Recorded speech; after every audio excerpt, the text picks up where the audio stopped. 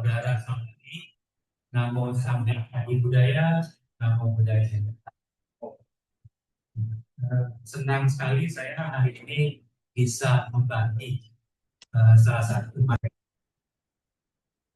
dalam Manggala Sutta dikatakan nama kawanang, ekang manggala mutamang, mendengarkan dhamma di waktu yang sesuai, di waktu yang tepat, itulah berkah utama.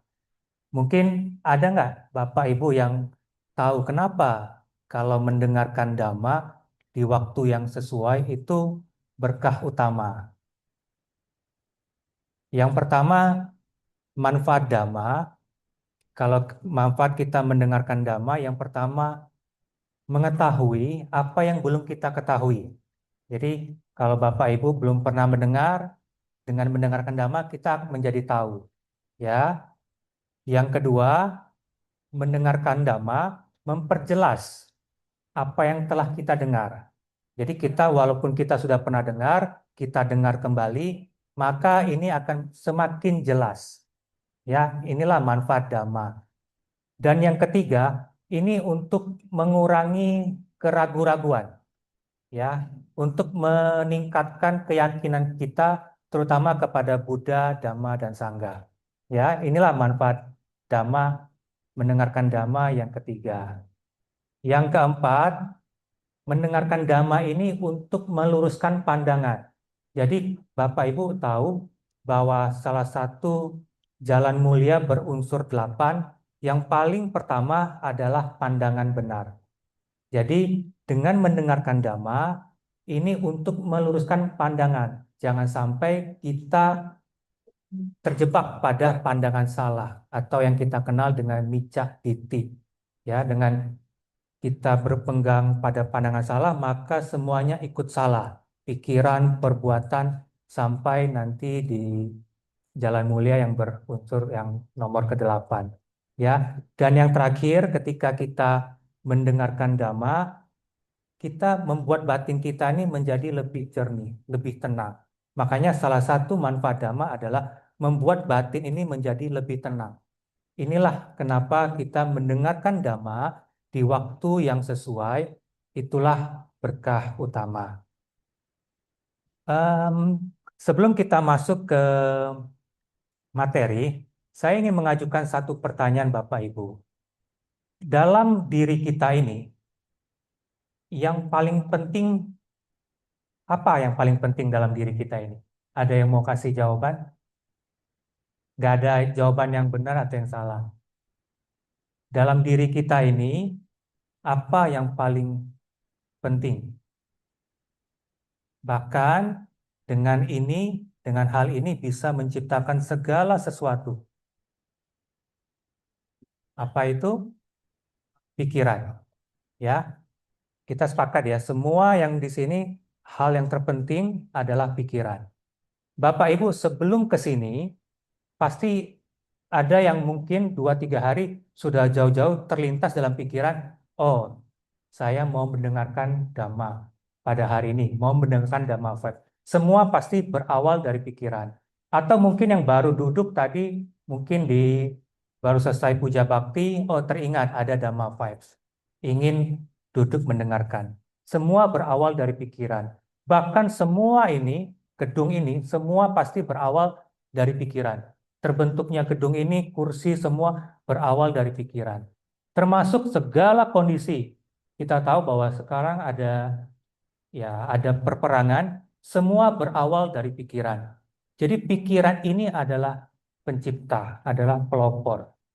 Mano pubanggama dhamma manuseta manomaya. Pikiran adalah pelopor, pikiran adalah pembentuk. Segala sesuatu berawal dari pikiran. Setuju ya? Jadi pikiran yang membawa kita ke sini. Ya, setuju ya? Nah, apa kaitannya dengan materi yang akan saya sampaikan pada hari ini? Kita akan berbicara tentang 6 alam kehidupan. Ada yang tanya, kenapa tidak 31 alam kehidupan? Sebenarnya sama, ya. Kalau kita berbicara peta, kalau peta ada, kita bilang peta jalan, ada yang detail, ada yang menunjukkan, oh ini jalan ke rumah si A, ada yang jalan ke rumah si B. Tetapi kalau kita melihat secara garis besar, peta besar, kalau peta besar mungkin kita akan melihat benua. Ada benua Amerika, ada benua Asia, ada benua Australia. Nah, 6 alam kehidupan inilah yang menggambarkan peta besarnya. Jadi makhluk hidup ini berputar di samsara ini di sekitar 6 alam kehidupan ini.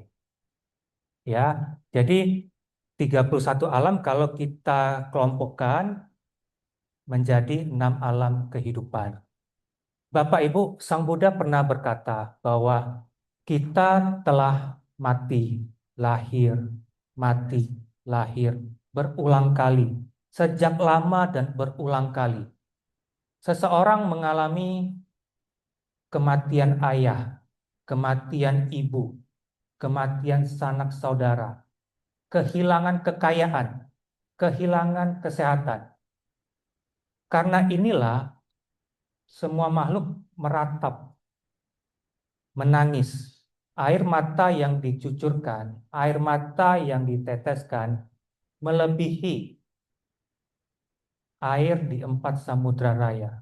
Bayangkan Bapak Ibu, 4 samudra raya. Jadi kita sudah tak terhitung berapa kali kita telah lahir, mati, berputar di samsara ini. Air mata yang kita telah teteskan, telah kita cucurkan, ratap tangis, itu melebihi air di 4 samudra raya. Ya, jika seseorang dengan bijaksana, dengan kebijaksanaan melihat ini, maka sudah sepantasnya seseorang itu merasa jenuh, merasa jemu dengan segala bentukan fenomena ini, dengan segala kondisi ini. Dia merasa jemu, sehingga dia akan mencari jalan keluar, jalan terbebas dari samsara ini. Itulah tujuan kita pada pagi hari ini. Bagaimana kita akan belajar mengenai kondisi dari 6 alam kehidupan, dan pada intinya semua kondisi alam kehidupan ini adalah tidak kekal. Ya, kita akan lahir, mati berulang kali, berputar-putar terus di roda samsara ini. Dan bagaimana kita akan melihat jalan keluar dari 6 dari roda samsara ini.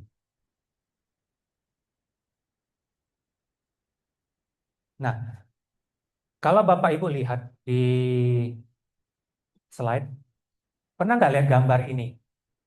Ada nggak yang pernah lihat gambar ini? Saya dulu lihat gambar ini cuman, wow, gambar ini bagus, indah. Tetapi secara garis besar saya tidak mengerti apa maksud dari gambar ini. Gambar ini sangat-sangat merepresentasikan mengenai roda kehidupan, mengenai roda samsara. Dia gambar ini disebut bawa cakra. Bawa itu menjadi, artinya eksistensi, proses menjadi. Ya, cakra itu roda. Jadi bawa cakra itu ya bisa kita secara literal kita terjemahkan sebagai roda kehidupan. Nah, di sini kalau Bapak lihat di tengah dari roda ini ada gambar, babi, ada gambar ya kita sebutnya ayam jago, ada gambar ular. Nanti di tengah lingkaran kedua ini kalau Bapak lihat ada yang bagian terang, ada bagian gelap.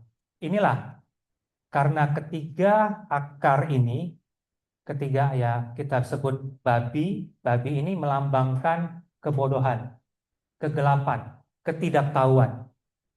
Ayam jago melambangkan keserakahan, sedangkan ular melambangkan dosa, kebencian. Mengapa babi? Ya kalau kita lihat secara karakter babi ya dia makan apa aja, yang kotor dia makan, yang bersih makan. Intinya dia tidak bisa membedakan mana yang kotor, mana yang bersih, mana yang baik, mana yang buruk. Nah itulah kita sebut kebodohan batin. Saya lebih senang menerjemahkan sebagai ketidaktahuan. Ya, kemudian ada ular. Ular ini melambangkan dosa, kebencian. Kenapa? Kok ular? Kalau kita lihat karakter ular, kalau kita dekatin dia langsung merespon, terlalu cepat merespon, seperti kayak ingin mematuk. Jadi apapun yang dia tidak senangi, dia merespon. Terlalu agresif, terlalu cepat bereaksi. Segala sesuatu yang dia tidak suka, dia bereaksi. Ya. Dan yang ketiga ada ayam jago. Ayam, kalau kita lihat karakteristik ayam ini, ya dia mencari makan, mematuk ke sana kemari. Apapun dia patuk ke sana kemari. Tidak pernah puas. Ya, tidak pernah puas. Jadi makan, patuk-patuk ke sana. Nanti ada makanan di sana, dia lari ke sana. Ada makanan di sini, dia lari ke sini. Tidak pernah puas. Nah, itu yang melambangkan dengan keserakahan. Dan Sang Buddha mengatakan bahwa karena akar inilah, ini dalang, akar, menyebabkan kita terus berada di dalam samsara ini. Ketika suatu tindakan yang didasari dengan akar ini, didasari dengan loba, moha, dosa, maka makhluk akan cenderung terlahir di alam sengsara. Alam sengsara ini kalau lihat, kalau Bapak Ibu lihat di lingkaran yang kedua, ada yang warna hitam, ada yang warna terang, ada yang warna putih. Jadi kalau dia melakukan tindakan yang berdasarkan pada keserakahan, kebencian, dan ketidaktahuan, maka dia akan terlahir di alam dugati, alam sengsara. Kalau eh, makhluk itu melakukan tindakan yang berdasarkan pada akar amoha, adosa, aloba, ketidakserakahan, ketidakbencian, dan dengan kebijaksanaan, maka dia akan cenderung terlahir di alam bahagia, sugati. Ya. Nah, di lingkaran yang ketiga, Anda, Bapak Ibu, akan melihat inilah 6 alam. Jadi akan berputar di 6 alam kehidupan. Dan lingkaran yang terluar ini menggambarkan paticca samuppada, sebuah hukum sebab yang saling bergantungan. Karena ini muncul, maka muncullah itu. Ya, karena ada sebab ini, maka muncullah itu. Jika sebab ini lenyap, maka itu juga lenyap. Ya, seperti itu hukum sebab akibat. Kita di sini itu pasti ada sebab. Tidak ada sesuatu yang berdiri sendiri. Makanya kalau Bapak Ibu pernah mendengar istilah kosong adalah isi, isi adalah kosong. Sebenarnya ini ya kalau secara literal ya kita bilang segala sesuatu ini tidak ada yang berdiri sendiri, tidak ada yang timbul secara tiba-tiba, tidak ada. Pasti ada sebabnya. Ya, contoh Ibu pernah lihat pelangi. Pelangi itu timbul karena habis hujan, kemudian ada cahaya, dia memantulkan karena ada permukaan air, dia dipantul sehingga ada berwarna ya spektrum cahaya. Tetapi seandainya tidak ada permukaan air, tidak ada hujan, apakah pelangi itu ada? Tentu tidak ada. Makanya segala sesuatu ini karena ada sebab. Karena ada sebab inilah maka muncul itu. Ya, nah inilah yang kita sebut dengan paticca samuppada. Semua berawal dari ketidaktahuan, awija. Ya, nanti kalau Bapak Ibu belajar nanti ada 12 karena ketidaktahuan muncullah sankara, muncullah bentuk-bentuk kita sebut bentuk-bentukan batin. Dari sankara nanti timbullah kesadaran winyana. Nah, dari winyana nanti timbullah nama rupa. Nama rupa timbullah salayatana. Intinya ada kontak indera. Karena ada indera ini, maka terjadilah kontak. Ibu pahamnya, jadi kalau kita punya indera, karena kita ada memiliki mata, kita memiliki hidung, ketika mata kontak dengan objek, timbullah perasaan. Pernah nggak Bapak misalnya melihat sesuatu yang indah, timbul perasaan, wah indah sekali, timbul perasaan. Ya, karena ada kontak timbullah perasaan. Nah, karena perasaan inilah Bapak harus berhati-hati dengan yang kita sebut dengan perasaan. Karena perasaan inilah yang menimbulkan kita sebut dengan keinginan, tanha. Ya, wedana pacaya tanha. Jadi karena kita menyenangi sesuatu, kita ingin terus. Ya, kalau Bapak dalam kondisi senang pasti kan pengennya senang terus. Gak mungkin Bapak ingin ketika lagi senang pengen menderita, kayaknya tidak. Begitu pula ketika kita tidak menyukai sesuatu, tidak senang, kita pasti juga terus menolak itu, menolak. Ya, pada akhirnya kita karena saking senangnya, akhirnya timbul kemelekatan. Ya, dari wedana muncul keinginan, keinginan yang terus mencari kesenangan, timbullah kemelekatan. Ya, yang kita sebut dengan upadana. Nah, nanti dari kemelekatan ini akan timbul, ya kita bilang namanya bawah atau proses menjadi. Ya, bawah, kemudianlah terjadi proses namanya jati, kelahiran. Dari jati nanti, ya karena kita lahir, kita harus mengalami usia tua, sakit, dan mati. Kita juga harus mengalami berpisah dengan yang dicintai dan berpisah dengan yang dicintai dan berkumpul dengan yang tidak disukai. Ya, inilah penderitaan. Nah, ini kalau Bapak Ibu tadi bingung gambarnya terlalu warna-warni, secara singkat seperti ini. Jadi kalau kita lihat di sini ada akar penderitaan, ada babi, ada ayam jago dan ayam ayam dan ada ular, mereka saling menggigit. Dan di lingkaran kedua ini ya kita sebut pertama ada 6 alam ya. Jadi kalau saya bagi alam sugati, ada yang alam yang di atas, ada alam bawah. Kita bilang alam sengsara, alam dugati. Ada yang juga yang menyebutnya alam apaya. Nah, alam apaya ini kita ada 4 ya. Jadi eh, kalau kita alam yang kita bilang yang penuh dengan eh, kebahagiaan, yang pertama ada alam dewa. Kemudian alam manusia ini termasuk alam kita sebutnya sugati. Karena sebenarnya dia campuran antara suka dan duka. Makanya nanti kita akan lebih dalam membahas tentang alam manusia ini karena alam manusia ini unik karena seimbang antara suka dan dukanya. Jadi dia tidak terlalu menderita, juga tidak terlalu bahagia. Yang kemudian ada alam fighting demons ini kita sebutnya alam asura. Alam asura ini kalau Bapak mungkin bisa menggambarkan Bapak Ibu, kalau di kepercayaan lain menyebutnya alam iblis. Pernah dengar nggak alam iblis? Jadi sebenarnya alam Asura ini, ya sebenarnya mereka tuh dewa, semi dewa, jadi setengah dewa. Kalau kita pelajari di agama Buddha, dia setengah dewa. Dia berbeda dengan manusia. Dia memiliki kekuatan yang melebihi manusia, ya melebihi manusia. Secara intelektual juga melebihi manusia. Ya, makanya alam Asura ini ya kita katakan semi dewa, ya demigod.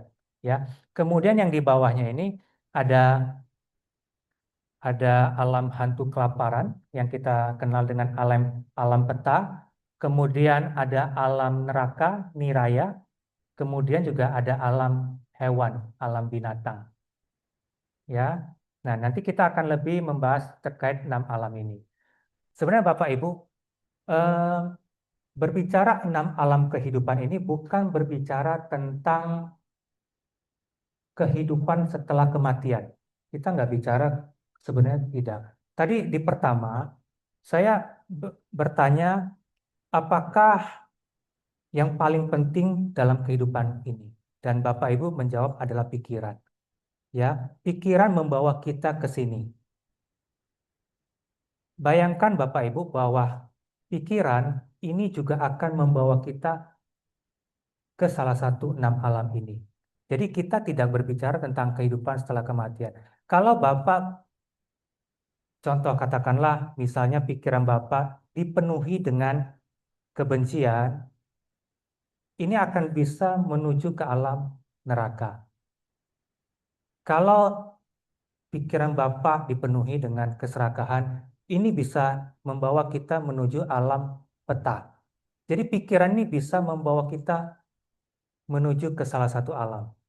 Ya. Jadi kita akan berbicara tentang kondisi 6 alam kehidupan, tetapi yang paling penting adalah bagaimana kita melihat bahwa di setiap alam ini ada kecenderungan batin di setiap alam, ya, yang akan membawa makhluk itu terus berputar di roda samsara ini. Nah, ini yang tadi kita jelaskan, yang tadi saya jelaskan bahwa karena 3 akar ini kita terus berputar, ya. Tindakan atau perbuatan yang didasari oleh keserakahan, kebencian maupun kebodohan, kita sebutnya aku salah kama. Bapak, Ibu ada nggak? Kalau saya tanya, apa itu karma? Apa itu kama? Ada yang bisa menjawab? Apa itu karma? Apa itu kama? Ada nggak yang bisa menjawab? Secara literal, mungkin kalian banyak yang menjawab kama itu perbuatan. Tetapi Sang Buddha mengatakan yang disebut kehendak adalah kama. Karena berawal dari kehendak, berawal dari niat, maka makhluk itu melakukan perbuatan baik melalui pikiran, ucapan maupun perbuatan. Jadi kalau di dalam ajaran agama Buddha, secara literal ya kama itu perbuatan. Tetapi kalau kita lihat lebih dalam lagi, kama itu kehendak, niat. Bahasa Palinya cetana. Ya, mungkin Bapak Ibu pernah dengar cetana. Nah, cetana inilah, niat inilah yang nanti membuat makhluk itu melakukan banyak sekali perbuatan. Jika cetana ini sebenarnya netral. Jadi kalau kita berbicara niat, kita kan kalau berbicara niat ada niat baik, ada niat buruk. Makanya kalau Bapak melihat niat Bapak, Bapak harus lihat ini. Bapak Ibu harus melihat, apakah niat kita ini didasari oleh keserakahan. Contoh, katakanlah Bapak sedang makan, Bapak Ibu sedang makan, ingin karena makanannya enak, rasanya ingin nambah. Kalau Bapak Ibu lihat lebih dalam, bahwa timbul keserakahan, mempengaruhi niat kita untuk mengambil makanan lagi. Ya, atau misalnya karena ada seseorang yang katakanlah menghina, timbul kebencian. Dari kebencian kita ingin membalas. Jadi niat kita ingin berucap kasar. Jadi kalau Bapak lihat lagi, karena ada kebencian ini mempengaruhi niat, mempengaruhi kehendak untuk mengucapkan kata-kata kasar. Nah, jadi Bapak bisa lihat bahwa niat ini dipengaruhi oleh, bisa kalau dia dipengaruhi oleh keserakahan, kebencian, ataupun ketidaktahuan, inilah kita sebut aku salah kama. Aku salah itu artinya sesuatu yang tidak bermanfaat. Ya, secara spiritual ini tidak membawa kemajuan, tidak membawa kemajuan, membawa penderitaan, cenderung tidak bermanfaat, cenderung membawa penderitaan. Makanya kita sebut sebagai aku salah kama. Nah, dari sinilah ini yang menyebabkan makhluk-makhluk terus berputar di roda samsara. Nah, kalau Bapak lihat di gambar ini ya Bapak Ibu, saudara-saudari, saat Buddha mencapai penerangan sempurna di malam saat bulan Waisaka, Buddha mencapai 3 pengetahuan. Ada yang tahu 3 pengetahuan Buddha saat Buddha mencapai pencerahan? Jadi begitu Buddha memusatkan perhatian, dia mencapai 3 pengetahuan. Yang pertama, Buddha mencapai yang kita kenal dengan Pubeni Wasawati Nyana. Beliau melihat kehidupan yang lampau. Jadi beliau menembus pengetahuan yang pertama dengan mencapai melihat kehidupan lampau beliau. Kehidupan yang pertama, kehidupan yang kedua, ketiga, ke 100, ke 1000, 100.000, beliau mampu melihat dengan jelas bagaimana beliau dilahirkan dengan nama, suku, rupa, dengan jelas beliau melihat. Dengan batin yang jernih beliau melihat. Yang kedua, beliau mencapai pengetahuan yang kita kenal namanya tiba caku nyana. Beliau kita sebutnya secara ini mata dewa. Jadi beliau melihat makhluk-makhluk yang lahir mati. Jadi kalau beliau menggambarkan beliau dengan penglihatan yang sempurna, beliau berdiri di antara dua buah rumah. Dua buah rumah ini memiliki satu pintu. Nah, beliau melihat banyak makhluk yang satu terlahir di pintu yang dengan rumah ini, jika dia melakukan banyak perbuatan, baik melalui ucapan, perbuatan dan pikiran dengan baik, maka dia akan terlahir di alam bahagia. Jika makhluk ini melakukan banyak perbuatan kama buruk, maka dia akan lahir di alam sengsara. Ya, jadi kalau dia berperilaku baik dalam jasmani, ucapan dan pikiran, dia akan terlahir di alam bahagia atau sugati. Di alam sugati juga dia makhluk-makhluk yang tidak mencela para mulia, memiliki pandangan benar, maka dia akan terlahir di alam bahagia.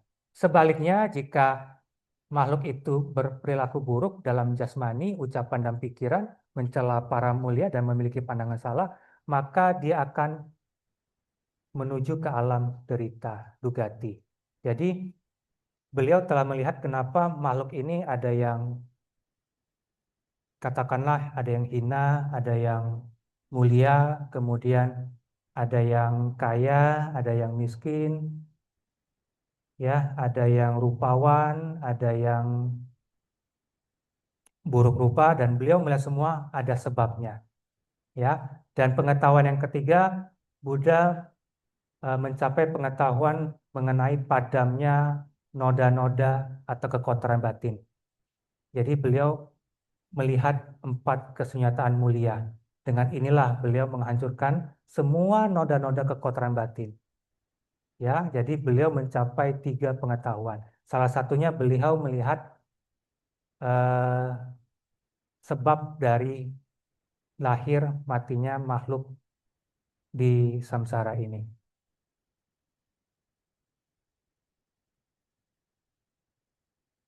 Nah, ini secara garis besar ya. Jadi 6 alam ini terbagi menjadi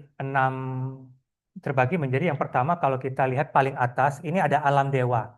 Ya, alam dewa, kemudian ada alam manusia, ada alam, kita bilang alam asura, alam ya kita sebutnya demigods. Demigods ini makhluk setengah dewa. Kemudian ada alam binatang, alam hewan, alam neraka, dan alam hantu kelaparan, kita sebutnya alam peta. Nah, yang saya ingin perlihatkan bahwa ini ada hubungannya dengan kondisi batin setiap makhluk, ya. Kita ambil contoh. Kalau Bapak, Ibu, saudara-saudari pikirkan, kalau di alam neraka apa sih yang batin yang paling dominan, apa sih yang kita rasakan di sana?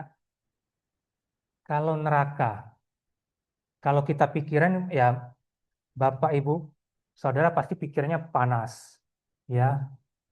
Yang dominan pasti rasanya itu kebencian, nggak suka. Karena rasanya panas pasti timbul yang namanya kebencian. Penderitaannya sangat luar biasa. Ya, kita tahu bahwa semua makhluk tidak ada yang menginginkan penderitaan. Semua makhluk menginginkan kebahagiaan. Bayangkan di alam neraka itu tidak ada kebahagiaan. Semuanya penderitaan. Pasti dominan adalah kebencian. Ya, kebencian. Kemudian kalau kita lihat, kita ambil contoh alam dewa. Alam dewa ini kalau kita lihat pasti penuh dengan kebahagiaan, penuh dengan suka, ya, alam bahagia, ya. Ada yang mau terlahir di alam dewa? Semua di sini mau terlahir sebagai dewa? Ada? Gimana caranya untuk terlahir di alam dewa?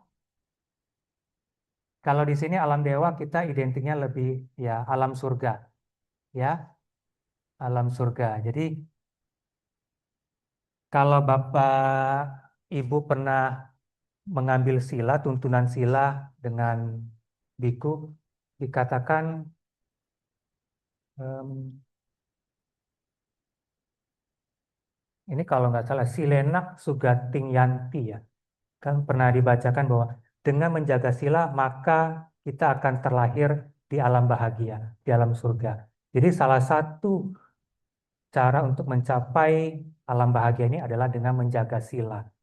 Ya, dengan menjaga sila sudah pasti kita akan terlahir di alam bahagia. Ya. Nah, kalau kita bicara dengan di alam dewa ini penuh kebahagiaan. Alam dewa itu kalau kita bayangkan itu, kalau saya pribadi menggambarkan seperti kalau kita datang ke pesta. Kalau di pesta itu kan pasti semuanya meriah, semuanya dibuat sedemikian rupa sehingga apapun tuh ada.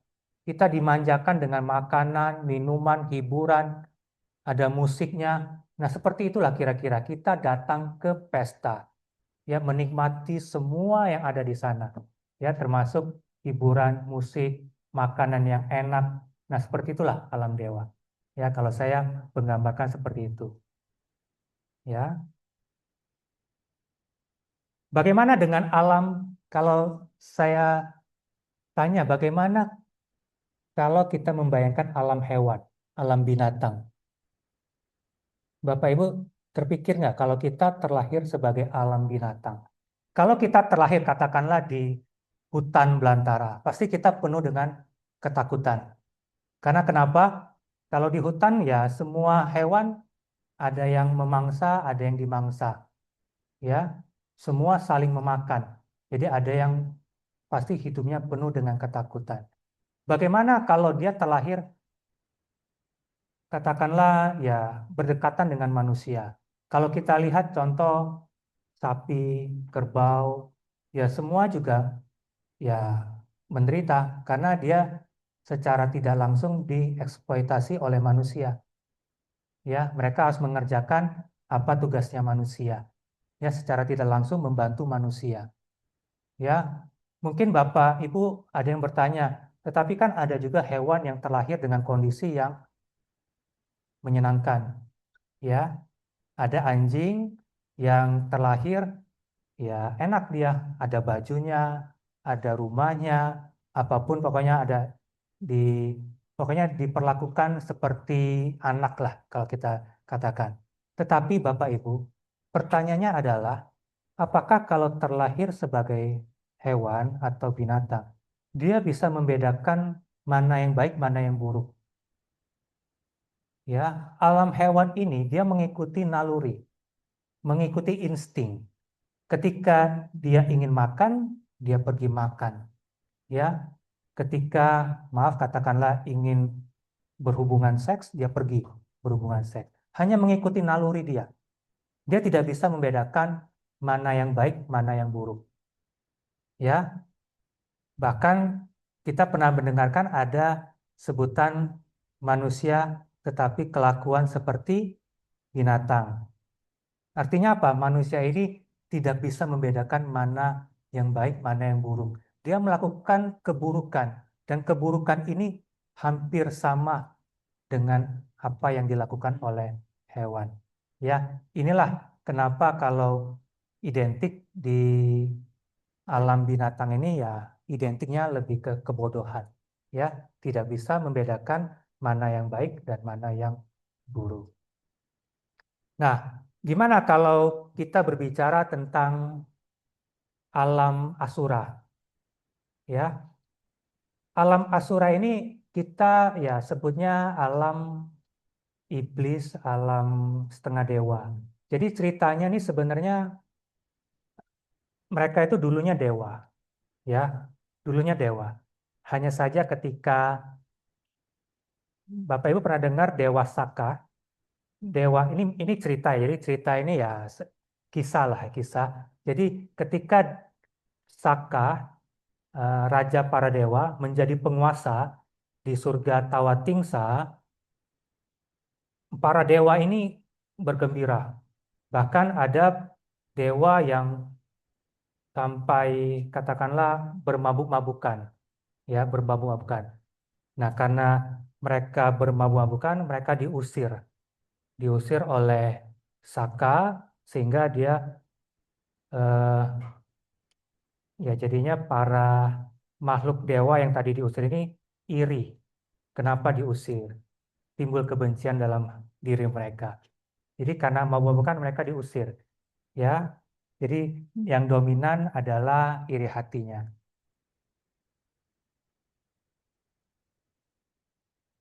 Nah, tadi saya singgung di awal mengenai pikiran. Jadi di dalam Samyutta Nikaya 1.62 dikatakan Sang Buddha mengatakan bahwa dunia ini digerakkan oleh pikiran, ditarik ke sana ke sini oleh pikiran, mengikuti kehendak pikiran. Semua makhluk berada dalam kekuasaannya. Ada yang paham nggak apa yang dimaksud oleh Buddha ini? Ya, tadi sudah kita singgung di awal. Kita ke sini karena apa? Karena pikiran. Bapak, Ibu, Saudara, kalau kita melihat sifat pikiran, pikiran ini liar. Ada nggak yang bisa mengontrol pikiran? Ada nggak yang bisa mengendalikan pikiran Bapak? Jadi, sebelum ke sini misalnya, Bapak Ibu ingin berpikir yang positif terus, berpikiran yang baik terus. Bisa nggak? Ada yang bisa? Dari pagi sampai nanti malam, sampai mau tidur, semua pikiran yang timbul adalah pikiran yang baik. Bisa? Oke. Ada nggak yang bisa membuat pikiran ini hanya berada pada saat ini? Hanya berada pada saat ini. Artinya, kalau pada saat ini Anda sedang mendengarkan, Anda mendengar. Anda sedang duduk, Anda tahu Anda sedang duduk. Bisa nggak? Karena pikiran ini cenderung tidak berada di saat ini. Pikiran ini cenderung kembali ke masa lalu. Kalian akan ditarik kembali ke masa lalu. Ataupun Anda akan ditarik ke masa yang akan datang. Contoh, misalnya mungkin ada yang sudah berpikir, setelah ini saya mau apa, mau kemana, mau makan apa, ditarik ke masa depan. Atau tadi ditarik kembali ke masa lalu. Tadi di rumah saya ngapain ya? Kenapa tadi orang tua seperti ini? Kenapa anak saya seperti ini? Ditarik kembali ke masa lalu. Jadi karena pikiran ini kita ditarik ke masa lalu, ke masa depan, tidak ada yang benar-benar berada di saat ini. Ya, kita selalu mengikuti. Apalagi Bapak Ibu, kalau pikiran Bapak Ibu dipengaruhi oleh perasaan. Ketika lagi senang, wah semua hari itu bisa menjadi senang. Ketika lagi kondisi tidak senang, semua kegiatan, semua keadaan itu menjadi tidak senang. Semua ditarik dengan perasaan ini. Jadi itulah kenapa Buddha mengatakan dunia ini digerakkan oleh pikiran. Ditarik ke sana ke sini oleh pikiran, mengikuti kehendak pikiran. Semua makhluk berada dalam kekuasaannya. Ya, jadi kita ini menjadi budak dalam pikiran. Nah, Buddha mengajarkan bagaimana caranya kita untuk melihat pikiran. Kita tidak menjadi budak dari pikiran. Kadang-kadang kita lost, tidak sadar, tidak waspada, ya, tidak sati kalau kita bilang, tidak perhatian. Jadi kalau Bapak Ibu punya sati, perhatian, kesadaran, Bapak akan lihat, oh, saya sedang ingin makan. Oh, habis ini saya sedang ingin pergi ke mall. Perhatikan. Nah, kalau Bapak lebih ingin sati lagi, ya kembali lagi ke sekarang, ya, ke saat ini.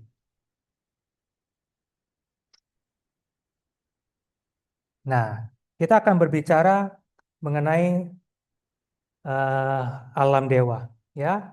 Di alam dewa ini keadaannya penuh kebahagiaan, kenyamanan, umurnya panjang. Tetapi Bapak Ibu, di alam dewa ini satu kelemahannya ya lalai, lengah, tidak waspada, ya. Ada satu cerita Bapak Ibu di alam dewa. Namanya Dewa Subrahma, ya. Jadi Dewa Subrahma ini memiliki 1.000 pengikut dewi, 1.000 dewi, ya. Suatu hari ketika sedang berjalan, kemudian Dewa Subrahma ini duduk, 500 pengikut dewi itu naik ke pohon bernyanyi, bernyanyi, bersenda gurau, pokoknya senang lah. Dan di samping Dewa Subrahma ini 500 pengikut dewinya duduk di sampingnya. Jadi ada 1.000 pengikut. Tiba-tiba 500 dewi yang ada di atas pohon ini hilang. Dewa Subramanya ini kebingungan. Loh, kok hilang? Kok nggak ada suara-suara yang indah tadi? Suara-suara merdu tadi? Kemana para dewi? 500 dewi hilang tiba-tiba. Ya, dengan kekuatan mata dewa, jadi dewa bisa melihat beberapa makhluk terlahir di mana. Nah, Dewa Subrama ini melihat di mana sih 500 dewi ini terlahir. Tahu nggak Bapak Ibu terlahir di mana? 500 dewi ini terlahir di neraka Awiji, ya neraka yang paling bawah. Bayangkan Bapak Ibu, kita tahu neraka Awiji ini sedang salah satu Bante Dewadatta, ya, yang berusaha melukai Sang Buddha, ya, dia terlahir di neraka Awiji. Ada yang mau ke sana Bapak Ibu? Neraka Awiji? Jangan sampai ya, jangan sampai di sana. Jadi terlahir di alam Awiji 500 dewi, 500 pengikut Dewa Subrahma. Apa yang batin Dewa Subrahma? Pastinya ketakutan. Ya, setelah dia menikmati kebahagiaan surgawi, ketika dia melihat Dewi 500 dewi terlahir di alam Awiji timbul ketakutan. Karena timbul ketakutan, akhirnya dia bertemu dengan ya, bertemu dengan Sang Buddha dan Sang Buddha akhirnya mengajarkan beliau untuk ya, membabarkan Dhamma dan pada akhirnya Dewa Subrahma dan 500 pengikut Dewi sisanya itu mencapai tingkat kesucian Sotapanna. Ya, bayangkan Bapak Ibu, kita berada di kondisi yang penuh dengan kebahagiaan. Katakanlah begini, kalau Bapak Ibu sekarang hidup dengan penuh kemewahan. Katakanlah Bapak Ibu sekarang lahir jadi anak orang kaya. Lahir semuanya tercukupin. Mau makan ada semua. Kendaraan semua ada, rumah ada, semua tercukupin. Ya, ketika ada yang misalnya teman mengajak ke wihara, pasti nanti akan timbul pertanyaan, ngapain ke wihara? Karena semua sudah ada semua dinikmati. Ya, kapan seseorang itu sadar? Ketika dia sudah menemukan atau sudah mengalami namanya penderitaan. Ya, kita tahu bahwa kalau kita hidup ini, kita akan mengalami 8 kondisi duniawi.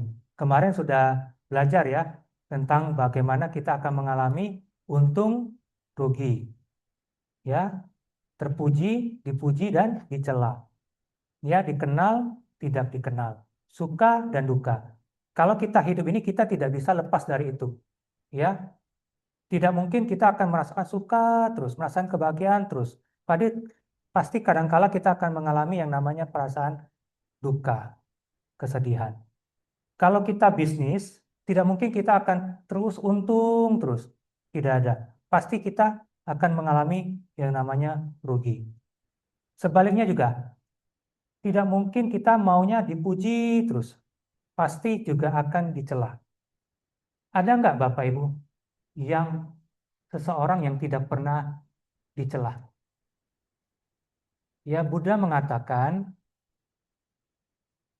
sekarang Buddha mengatakan, dari dahulu, sekarang, dan saat ini tidak ada yang tidak dicela. Tidak ada seorang pun yang tidak dicela maupun dipuji. Tidak ada. Ya, orang diam dicela. Orang yang banyak bicara juga dicela. Ya, bayangkan Bapak Ibu, kita diam dicela, banyak bicara juga dicela. Sedikit bicara juga dicela. Jadi tidak ada seorang pun di dunia ini yang tidak dicela. Jadi kalau Bapak Ibu ada yang dicela, pikirkanlah ini. Ya, kita kita tidak bisa terbebas dari celaan. Ya, itu kondisi duniawi, suara-suara dunia. Selama Anda lahir, Anda akan mengalami kondisi dunia itu. Anda akan mengalami yang namanya dipuji dan dicela selama Anda lahir. Ya, jadi kalau Anda paham ini, ya udah, begitu ada yang mengejek, menghina, ya udah, kita tidak terlepas. Ya. Nah, kembali ke alam dewa. Jadi alam dewa ini penuh dengan kebahagiaan. Umurnya panjang. Bayangkan Bapak Ibu, kalau Bapak Ibu umurnya panjang, penuh dengan kebahagiaan. Kira-kira kalau kita mau mendengarkan dhamma, apakah sulit atau tidak? Ya, kita cenderung perasaan senang terus. Jadi kalau mau belajar itu rasanya ya seperti malas ya. Karena kita terbawa, kita pengennya senang terus. Nah, inilah kondisi dari alam dewa, penuh dengan kebahagiaan. Sehingga ini membuat dewa itu lengah, tidak waspada, bahwa segala yang berkondisi tidaklah kekal. Ya, karena tidak melihat ini, para dewa terlena dengan kenikmatan kebahagiaan surgawi. Inilah di alam dewa. Ya. Nah, sekarang kita masuk ke dalam alam asura. Ya. Alam asura ini ditandai oleh kecemburuan, rasa tidak aman, persaingan, konflik yang terus-menerus dengan para dewa. Ya. Jadi Bapak Ibu, dewa alam asura ini selalu berkompetisi, selalu iri dengan kehidupan para dewa. Kalau saya ibaratkan begini, ada dua orang kaya, yang satu orang kaya ini dia kaya tetapi tetap rendah hati. Ya, yang satu lagi kaya tetapi penuh dengan iri hati. Dia selalu melihat, loh, kenapa dia lebih kaya lagi? Kenapa ada yang lebih kaya? Kenapa dia punya ini, punya itu? Padahal dia sudah ada, sudah kaya. Dia cemburu, ya memiliki kecemburuan. Nah, inilah kondisi dari alam asura. Dia selalu ingin, karena tadi ceritanya bahwa alam asura ini dewa diusir, ada sebagian dewa diusir dari eh, surga Tawatingsa oleh para saka. Ceritanya dia ada, jadi sura ini kalau secara pengertian sura ini artinya tidak bercahaya. Ya, sura ini cahaya atau tidak, jadi tidak bercahaya. Jadi sebenarnya bukan berarti fisiknya tidak bercahaya, tetapi lebih melambangkan bahwa kondisi batinnya ini tidak ceria, tidak bercahaya. Ya, jadi dia kondisinya itu sebenarnya baik, tapi batinnya selalu dipenuhi dengan rasa iri, kecemburuan. Ya, inilah kondisi dari alam asura. Ya, di sini Bapak Ibu ada yang mengalami yang selalu merasa iri. Ada nggak Bapak Ibu? Secara tidak langsung, saya rasa Bapak Ibu Saudara pasti pernah. Ya, pasti pernah. Ketika Bapak Ibu katakanlah sedang bermain media sosial, lihat TikTok, lihat Instagram, tiba-tiba ada teman yang sedang liburan, baru beli mobil baru, baru beli rumah baru. Pasti secara tidak apa ya, batin ini pasti kayak, loh kok dia bisa beli mobil baru? Kenapa dia bisa beli rumah baru? Ya, kok dia bahagia sekali? Rasanya pasti ada timbul. Nah, itu hati-hati Bapak Ibu. Itulah kalau kita biarkan ini akan menyebabkan ya tadi kecemburuan iri hati. Ya. Nah, Bapak Ibu, kalau saya menggambarkan ya untuk mengingat saya supaya kita tidak iri, ya. Karena banyak sekali kita terlena dengan kondisi batin, katakanlah iri hati. Saya selalu mengingat cerita ini. Cerita ini adalah cerita Zen, ya, diambil dari cerita Zen di mana ada seorang samurai hebat. Samurai hebat ini dia sudah beberapa kali memenangkan pertempuran. Bayangkan, seorang samurai tidak ada ketakutan. Dia tidak takut mati. Selalu menang dalam beberapa kali pertempuran.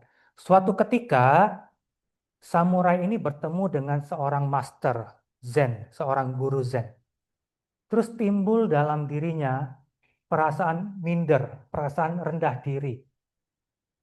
Ya, lalu dia bertanya kepada guru, "Guru, kenapa ketika bertemu dengan guru saya merasa minder, merasa rendah diri?"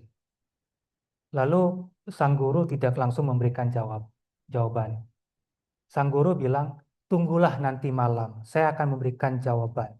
Setelah malam hari tiba, sang guru mengajak samurai ini keluar. Dan sang guru memperlihatkan dua buah pohon.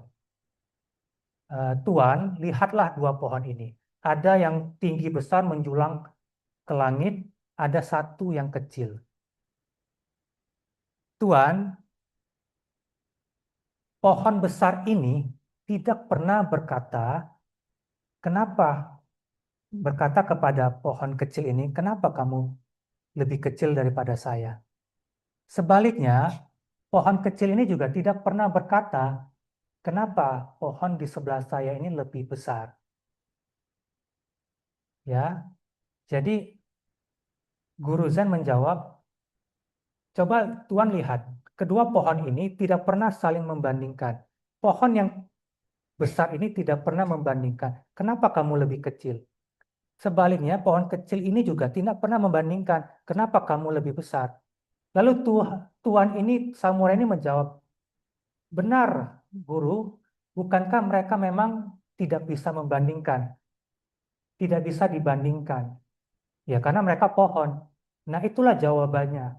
Karena pada intinya, kita tidak perlu membandingkan diri, Bapak Ibu. Jadi, kita tidak perlu membandingkan diri dengan orang lain. Ya, masalah penderitaan menjadi ada ketika kita sudah membandingkan diri dengan orang lain. Ketika kita membandingkan, kenapa dia lebih sukses, kenapa dia lebih bahagia. Ya, Bapak Ibu. Nah, inilah sifat iri hati inilah kita kita coba padamkan. Bapak Ibu, kalau saya tanya, jika dalam diri Bapak ada, katakanlah Bapak Ibu ada 2 ekor anjing, katakanlah ya, 2 ekor anjing peliharaan. Yang satu anjing ini baik sifatnya, suka berbagi makanan, katakanlah. Baiklah intinya. Satu lagi ini, anjing ini ya katakanlah penuh dengan ya iri hati. Jadi kalau ada anjing yang makan di sana, dia pengen makan juga. Anjingnya ini ya mudah marah, ya mudah tersinggung. Kira-kira kalau kedua anjing ini bertarung, mana yang akan menang? Katakanlah ada 2 anjing, yang satu anjing baik, yang satu anjingnya penuh dengan sifat-sifat buruk. Mana kalau mereka kedua ini bertarung, mana yang akan menang? Ada yang mau menjawab?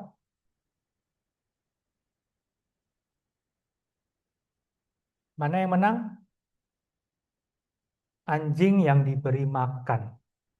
Jawabannya. Ya, kalau Bapak, Ibu, saudara, saudari sering memberi makan pada katakanlah kebencian, iri hati, kecemburuan, nah ini akan semakin tumbuh.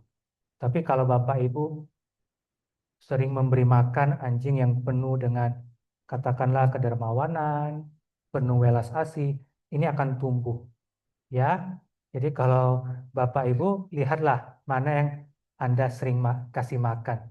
Ya, jangan kasih makan kebencian. Kalau Anda sering memberi makan, wah kenapa dia lebih ini? Tidak akan pernah bahagia, Bapak Ibu. Ya, sabe sata malada sampatito wiga jantu. Ya, semoga semua makhluk tidak kehilangan kesejahteraan yang telah mereka peroleh. Jadi Bapak Ibu harus kembangkan sifat mudita, ya. Kembangkanlah sifat mudita sehingga kita batin ini lebih lebih apa ya, lebih berbahagia. Kalau kita sering melihat membandingkan terus tidak akan pernah pernah bahagia kita. Ya, kembangkanlah sifat mudita. Ketika ada seseorang, ketika ada teman, ada keluarga, ada orang lebih berbahagia, lebih sukses, kita turut berbahagia. Ya, turut berbahagia. Sabe sata kama saka, kama dayada, kama yoni, kama bandu, kama patisarana. Yang kamang karisanti kalyanang wa papakang wa tasa dayada bawi santi. Semua makhluk memiliki karmanya sendiri, mewarisi karmanya sendiri, lahir dari karmanya sendiri, berkerabat dengan karmanya sendiri, terlindung oleh karmanya sendiri. Apapun yang diperbuat, baik atau buruk, itulah yang akan diwarisi. Jadi kita nggak perlu iri Bapak Ibu. Ketika seseorang lebih berhasil dari kita, ya kalau kita kembangkan UPK, ya pasti itu ada sebabnya. Bayangkan ada dua petani, yang satu nanam, katakanlah nanam buah mangga, yang satu tidak tanam. Tiba-tiba tumbuh pohon mangga berbuah, petani ini menikmati buah mangganya, yang satu merasa iri. Dia tidak menanam. Ya, begitulah hukum karma, Bapak Ibu. Ya, kalau kita menanam sesuatu yang baik, kita akan menuai yang baik. Ya, kita tidak perlu iri dengan orang lain. Ya, jika pasti ada sebabnya. Jadi, kalau ada misalnya seseorang yang kaya, cantik, nggak perlu iri, itu pasti sudah, itu karena dia sudah nanam benih-benih kebaikan dari dahulu. Ya, jadi jangan pernah iri. Kembangkan, ya tadi bahwa semua makhluk memiliki karmanya sendiri, mewarisi karmanya sendiri, lahir dari karmanya sendiri. Jadi kita tidak perlu iri, tidak perlu membandingkan diri dengan yang lain. Nah, ini kita berbicara sekarang mengenai alam binatang, ya, alam hewan. Ya, sebutannya tiracana. Jadi secara pengertiannya nih makhluk yang berjalan melintang. Ya, kalau kita kan manusia jalannya tegak, tapi kalau hewan dia berjalannya melintang. Ya, itulah pengertian dari tiracana. Nah, alam binatang ini didorong oleh naluri, ketidaktahuan. Dia terus berjuang untuk bertahan hidup, mencerminkan ketakutan, kebodohan, dan kelengahan. Jadi Bapak Ibu, kadangkala kita hidup ini hanya mengikuti naluri, insting. Ketika kita mau makan, kita pergi makan. Ketika misalnya katakanlah anak-anak muda ingin bermain game, pergi bermain game, bermain. Kemudian katakanlah misalnya kalau ya banyak makhluk katakanlah misalnya ingin berhubungan seks, pergi berhubungan seks. Kayak kita diikuti naluri, insting, ya. Jadi apa bedanya dengan kalau seperti itu, kalau hidup kita hanya mengikuti insting, apa bedanya kita dengan hewan kalau seperti itu? Ya, bedanya di hewan ini ya dia tidak bisa membedakan mana yang baik, mana yang buruk. Ya, hidupnya pasti selalu penuh dengan ketakutan.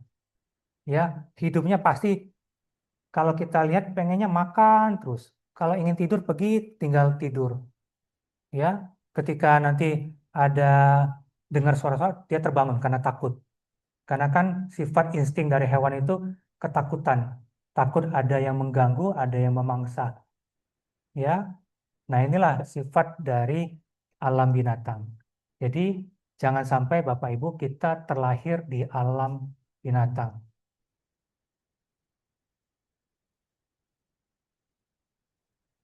Nah, untuk mengingat supaya kita tidak terlahir di alam hewan atau alam binatang, saya selalu mengingat kata atau pesan Sang Buddha dalam Dhammapada Syair 152.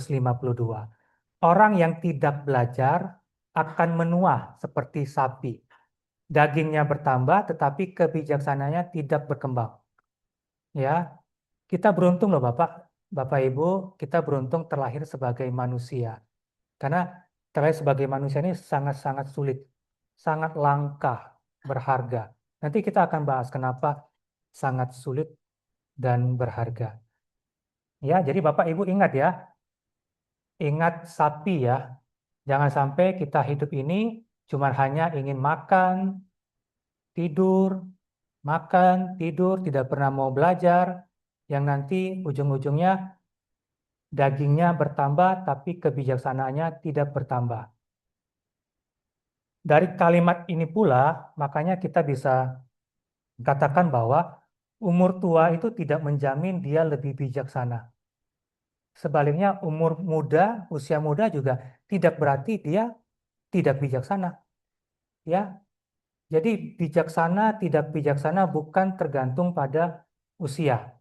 Ya, banyak sekali kalau kita lihat usia-usia, katakanlah kalau anak muda kita lihat kakek, nenek, kalau kita ini marah dia, ya kita ngomong menurut dia dia yang paling benar. Nah, itulah yang kita katakan bahwa kadang usia tua tidak menjamin bahwa dia lebih bijaksana.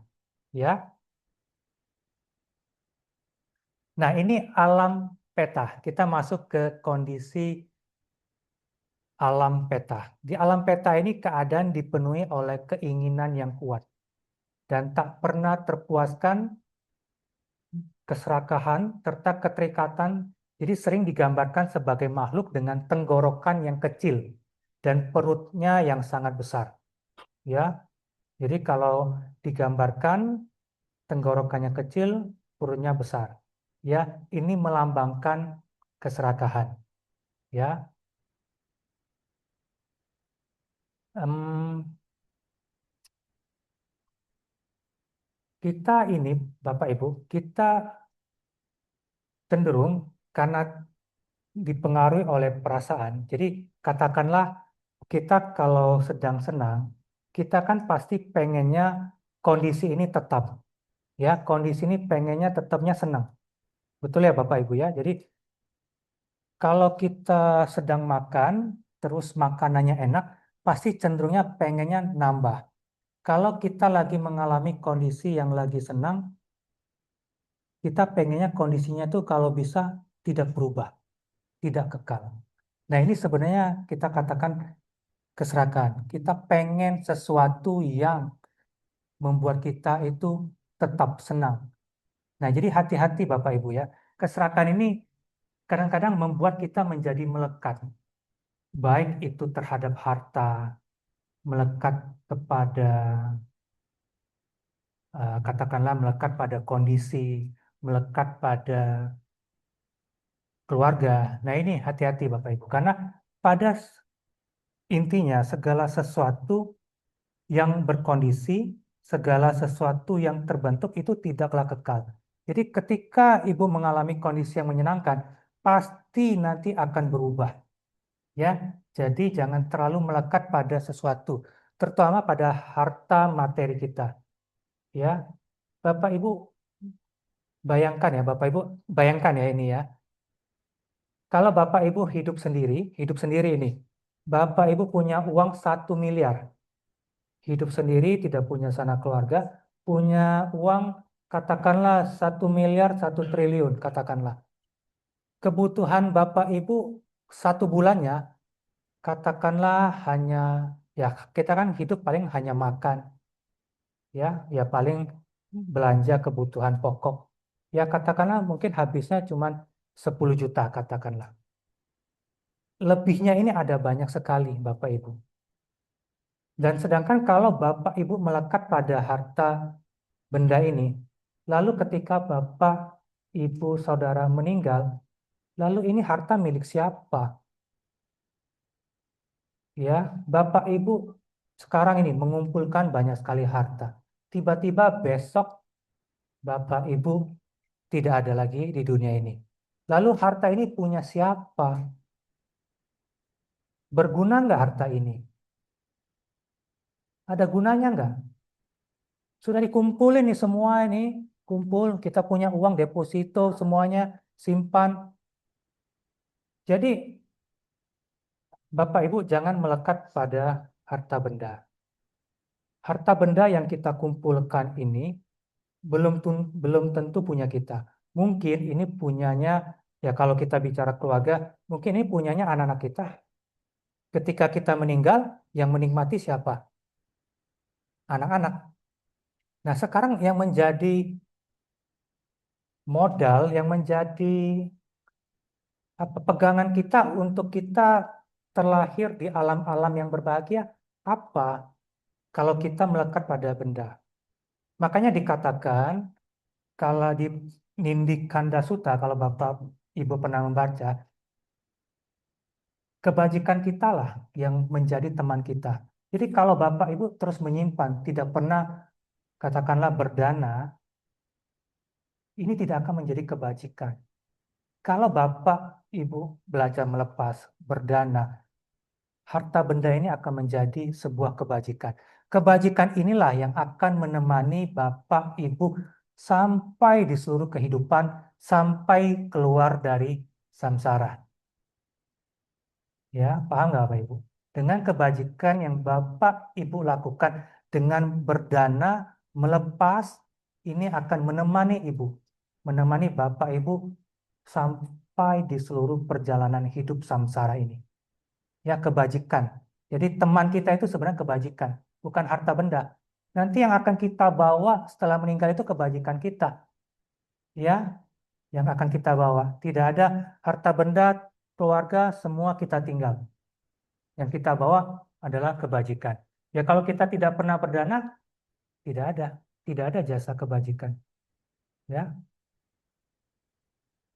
Nah, untuk mengingatkan kita supaya kita belajar untuk melepas, berdana. Saya selalu mengingat gambar ini. Kalau Bapak lihat gambar ini, ada gambar seorang anak, ya, sedang memberikan, katakanlah, suapan, potongan makanan terakhir kepada seekor anjing. Ya, saya selalu teringat dengan kata-kata Sang Buddha. Seandainya para makhluk mengetahui manfaat dari memberi dan berbagi, seperti yang aku ketahui, maka mereka akan berbagi kepada yang lain jika ada yang lain untuk dibagikan. Dan noda kekikiran tidak akan menguasai batin mereka. Namun sayangnya, kebanyakan makhluk tidak mengetahui manfaat dari memberi dan berbagi, sehingga mereka makan tanpa berbagi. Noda kekikiran menguasai batin mereka.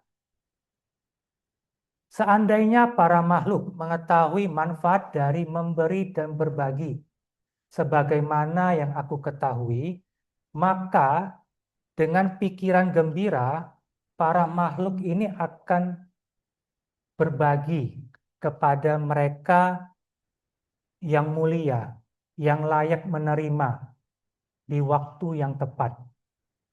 Dan setelah kehidupan ini berakhir, setelah hancurnya tubuh jasmani ini, mereka akan terlahir di alam bahagia, di alam surgawi, menikmati buah dari kemurahan hati.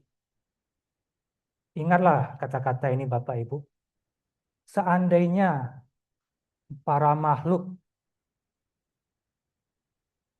mengerti, melihat, memahami manfaat dari memberi dan berbagi, walaupun itu potongan makanan terakhir, walaupun itu suapan makanan terakhir, tetap akan mereka bagi. Tetap akan mereka bagi. Ya. Jadi Bapak Ibu, bayangkan kata-kata Buddha. Jadi betapa besar buah dari memberi. Ya. Kalau saya tanya Bapak Ibu, siapakah ladang jasa yang tiada taranya kalau kita melakukan persembahan, pemberian? Jawabannya sangga. Makanya dikatakan di dalam Sangga Nusati,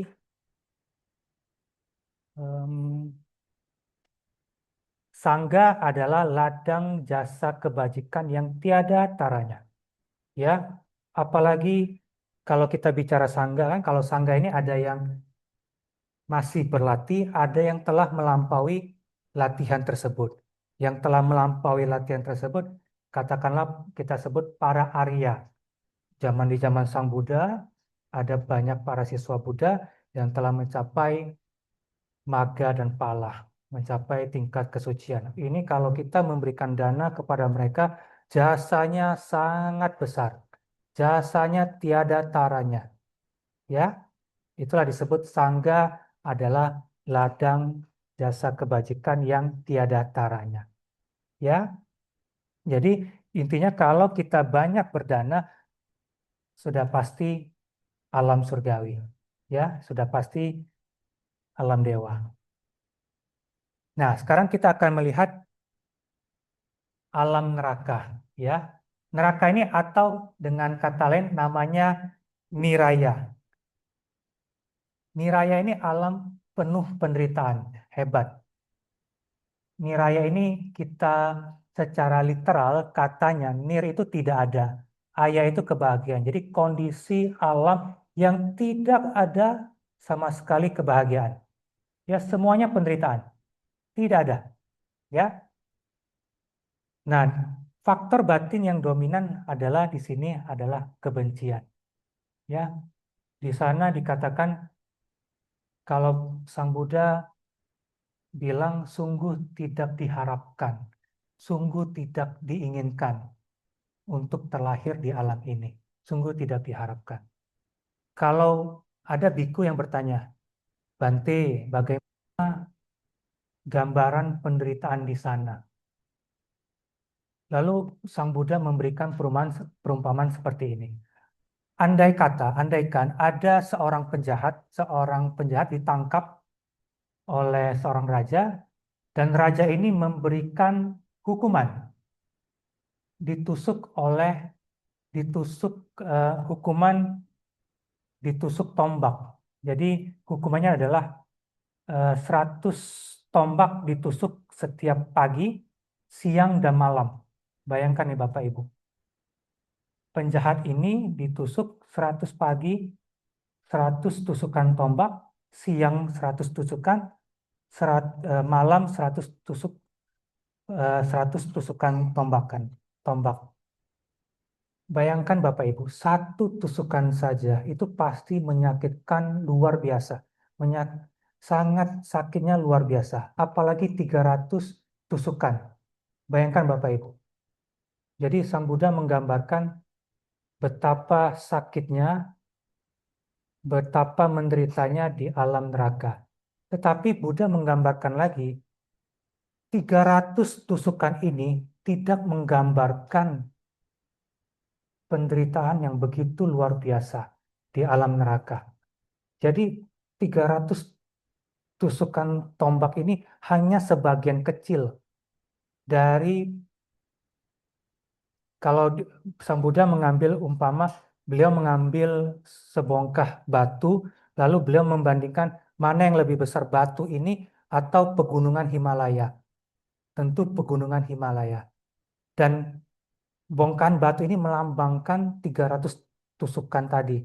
Tetapi penderitaan di alam neraka itu bagaikan pegunungan Himalaya, jauh lebih menderita lagi. Jadi tidak terbayangkan.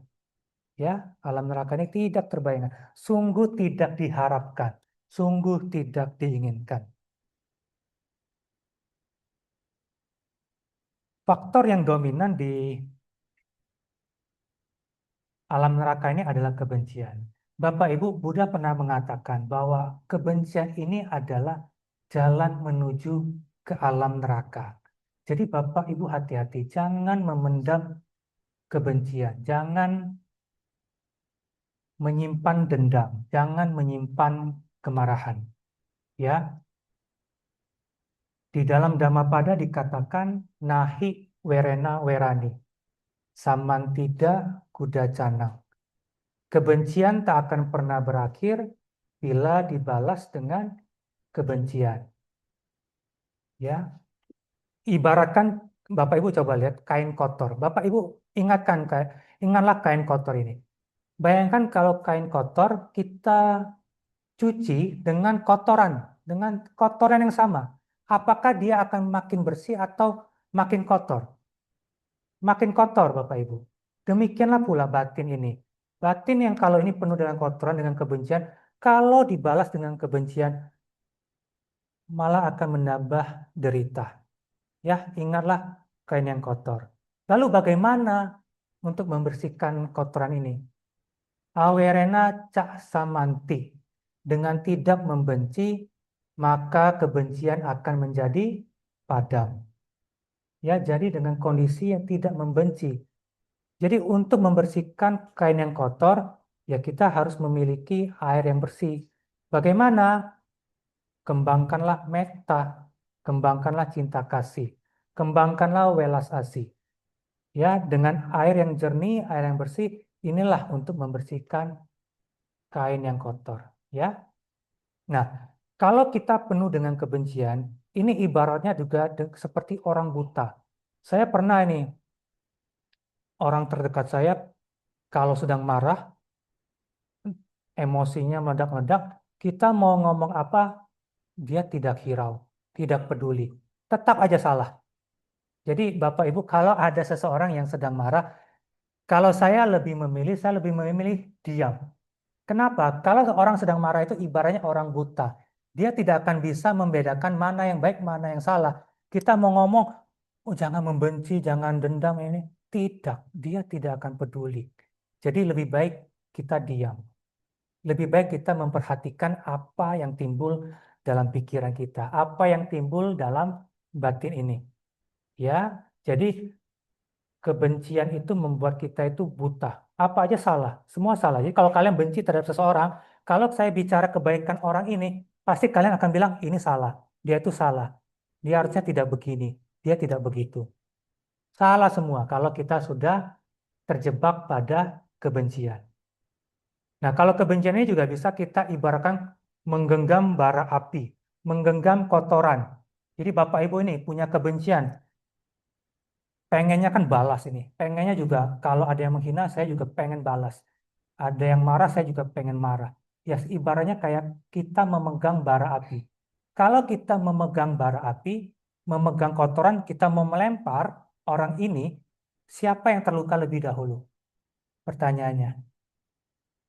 Tentu yang memegang bara api. Kalau kita pegang bara api, yang terluka ini tangan kita terlebih dahulu. Ya, jadi kalau Bapak Ibu memendam kebencian, yang terluka ini ya, yang menderita ini ya kita sendiri, bukan orang lain. Sebelum kita lempar itu kita terkotori dulu. Melempari kotoran, yang kotor itu tangan kita sendiri. Ya, jadi hati-hati terhadap kebencian Bapak Ibu. Ya. Nah, sekarang kita sudah mengerti ini. Kalau kita sudah mengembangkan meta, tidak membenci, siapa yang terbebas dari penderitaan ini? Pertama kali, diri sendiri. Ya, kalau kita marah, yang terkotori kita dulu. Kalau kita tidak membenci, yang terbebas kita sendiri. Ya, diri sendiri. Nah, kita akan masuk ke alam yang terakhir, alam manusia. Ya, alam manusia ini alam yang katakanlah suka dan dukanya itu seimbang. Ya, tidak terlalu menderita, juga tidak terlalu bahagia. Kalau kita bandingkan dengan neraka, hantu kelaparan, dengan hewan, ini penderitanya terlalu apa ya, terlalu ekstrim ya, sehingga kalaupun kita mau mendengar dhamma itu akan sangat sulit sekali, ya. Nah, kita ada sebuah sutta, bahkan dua ya. Jadi kalau Bapak Ibu pernah pasti mendengar bahwa kelahiran sebagai manusia itu sangat sulit sekali, sangat langka. Ya, diibaratkan di dalam Cigala Sutta itu seperti seekor kura-kura yang buta. Dan kura-kura yang buta ini hanya muncul 100 tahun satu kali ke permukaan.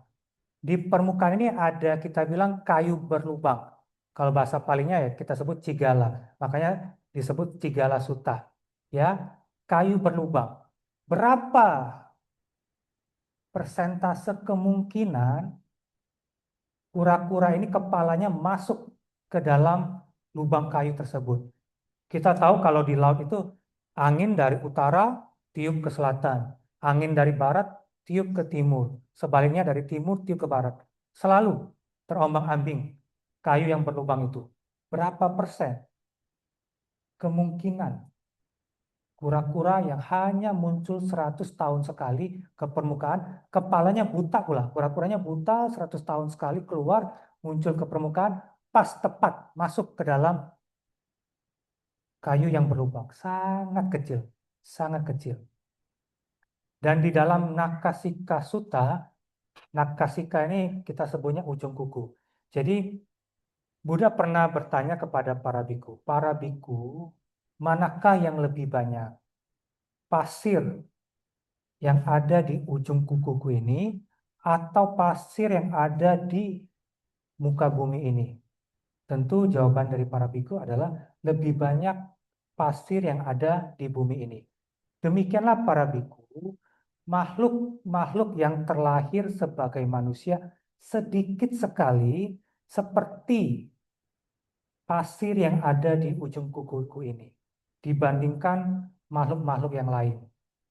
Ya, makhluk-makhluk yang lahir di alam rendah itu jauh lebih banyak. Ya, jadi sangat beruntung sekali kita terlahir sebagai manusia.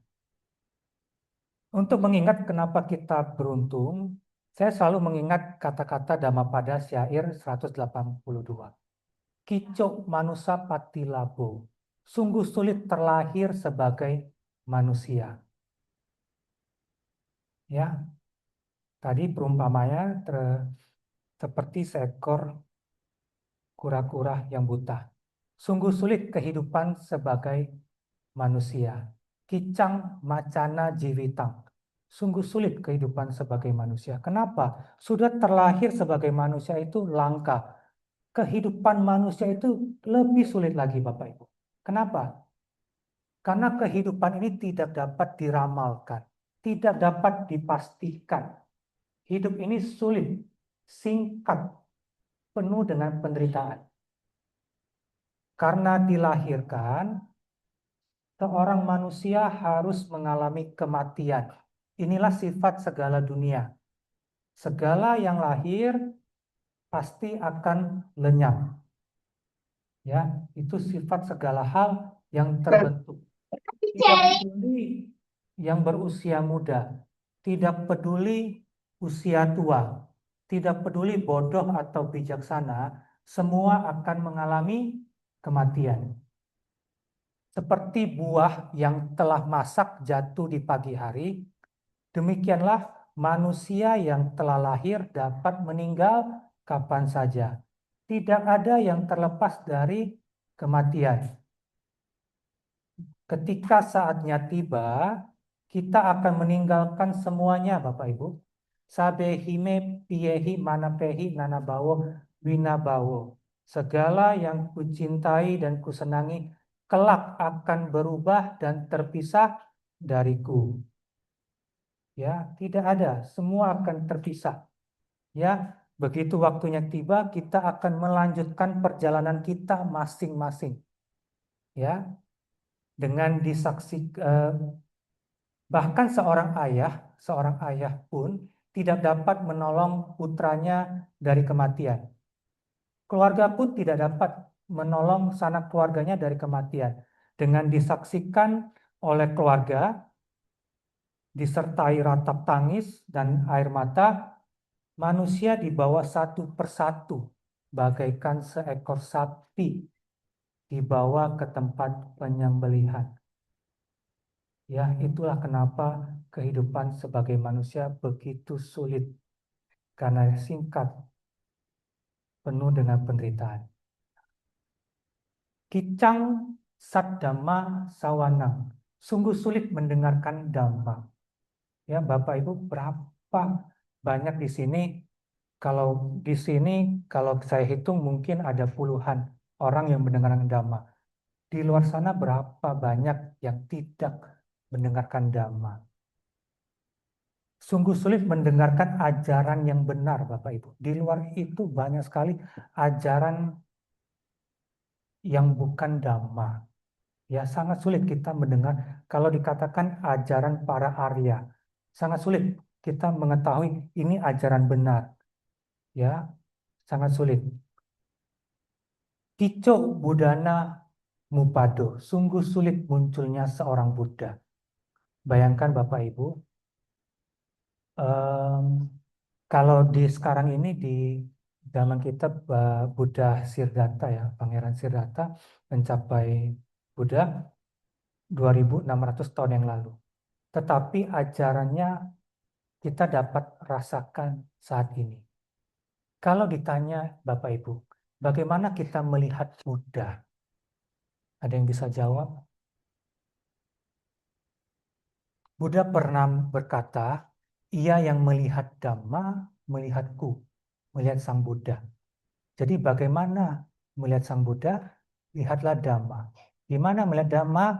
Praktekkanlah Dhamma. Ya, ia yang melihat Dhamma, melihatku, melihat Sang Buddha. Ya, sekarang kita sudah terlahir sebagai manusia, sudah menjalani kehidupan sebagai manusia, sudah mendengarkan Dhamma, ya, dan kita hidup di ajaran Buddha yang masih bertahan. Bukankah itu sangat berharga? Jika diibaratkan itu seperti permata, ya, permata yang sangat berharga. Jangan sampai setelah kita mendapatkan permata ini kita sia-siakan, ya.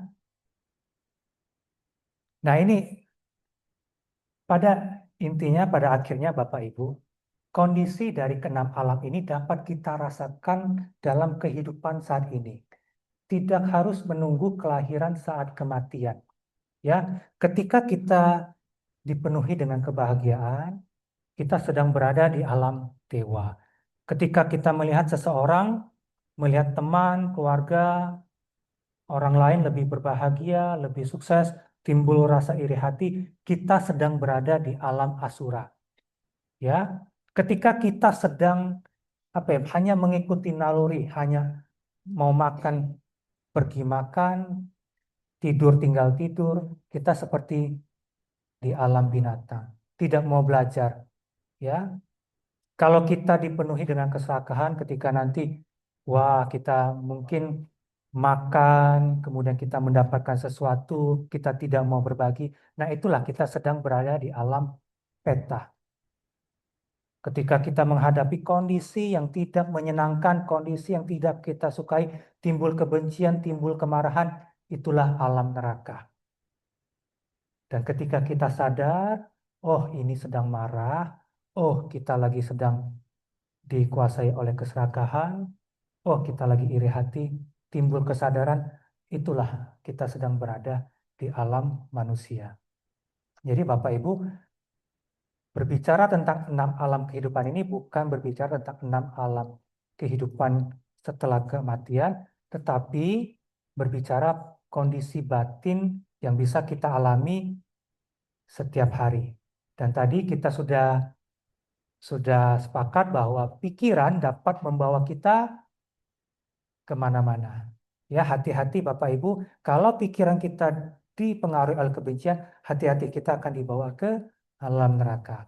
Kalau pikiran kita disertai dengan iri hati, kecemburuan, dengki, kita bisa dibawa ke alam asura. Tentunya kita tidak mau. Kalau yang paling baik adalah kita keluar dari roda samsara ini. Bagaimana caranya? Dengan mempraktekkan sila, samadhi, dan panya. Sila ini sebagai pondasi Bapak Ibu, tidak membunuh, tidak mencuri, tidak berbuat asusila, tidak berbohong, tidak minum minuman yang memabukkan. Ini sebagai pondasi. Kenapa Bapak Ibu? Ketika Bapak Ibu melakukan atau melanggar sila, tentu kan pasti ada timbul perasaan penyesalan, rasa bersalah. Ketika batin ibu dikuasai oleh rasa penyesalan, ketika ibu melatih pikiran, meditasi, ini akan mengganggu Bapak Ibu. Rasa yang timbul, rasa penyesalan, rasa bersalah. Makanya moralitas, sila itu penting sebagai pondasi. Ya, segala sesuatu berawal dari pikiran. Oleh sebab itu Bapak Ibu, jangan selalu melihat keluar. Ya, Buddha mengajarkan selalu melihat ke dalam. Itulah gunanya kita bermeditasi. Ya, jangan hanya menjaga sila, bermeditasi. Dikatakan dana itu buahnya besar. Menjaga sila buahnya lebih besar. Bermeditasi buahnya juga lebih besar. Ya. Jadi Bapak Ibu, sempatkanlah waktu kalau bisa 5-10 menit, kalau bisa 30 menit setiap hari bermeditasi. Meditasi ini sebenarnya latihan yang sederhana. Melatih batin ini untuk mengembangkan, katakanlah mengembangkan pikiran-pikiran welas asih, pikiran-pikiran meta. Jadi itu hanya latihan kita untuk menumbuhkan batin yang dipenuhi meta, dipenuhi karuna, mudita, upeka. Nah, apa yang kita sering tumbuhkan lama-lama akan menjadi kebiasaan. Ya, nanti waktu bermeditasi ada namanya faktor batin panya. Ya, nanti kalau nanti panya ini akan membedakan, oh ini tidak baik, oh ini baik. Misalnya timbul pikiran, oh ini lagi kondisi lagi timbul kita tidak suka dengan seseorang. Nanti batin ini akan bilang ini tidak baik. Lalu kita akan kembangkan meta. Jika Bapak Ibu sering menumbuhkan sifat-sifat ini dalam pikiran, maka ini akan menjadi kebiasaan. Dari kebiasaan akan menimbulkan, akan menjadikan karakter. Nanti dari karakter inilah yang akan menjadikan semua keadaan kondisi hidup kita, termasuk nanti kondisi kehidupan yang akan datang. Ya. Nah, ya, kembali lagi, the mind is everything what you think you become. Semua berawal dari pikiran. Ya, pikiran adalah segalanya. Anda berpikir apa, Anda akan menjadi seperti apa. Ya, jangan sampai kita terbawa oleh pikiran. Jadilah tuan dari pikiran kita sendiri. Ya, jangan kita ngikutin pikiran. Pikiran lagi marah, kita ngikutin dia. Oh, jadi seharian kita marah terus. Ya, tidak seperti itu. Jadilah tuan dari pikiran. Gimana? Kembali lagi meditasi. Perkuat sati. Begitu Anda ada perhatian, oh, saya sedang marah. Oh, ini lagi timbul rasa tidak suka, rasa benci. Oh, ini timbul rasa iri hati. Begitu Anda sadari itu, kita ketahui bahwa segala sesuatu yang berkondisi tidaklah kekal. Jadi apapun yang muncul pasti akan tenggelam. Jadi kalaupun nanti ada timbul pikiran yang tidak baik, biarkan aja, diamkan aja, tidak perlu direspon, nanti dia akan pelan-pelan padam, pelan-pelan lenyap. Timbul lagi, perhatikan lagi, dia akan bertahan, nanti akan lenyap. Karena segala sesuatu yang berkondisi tidaklah kekal. Ya,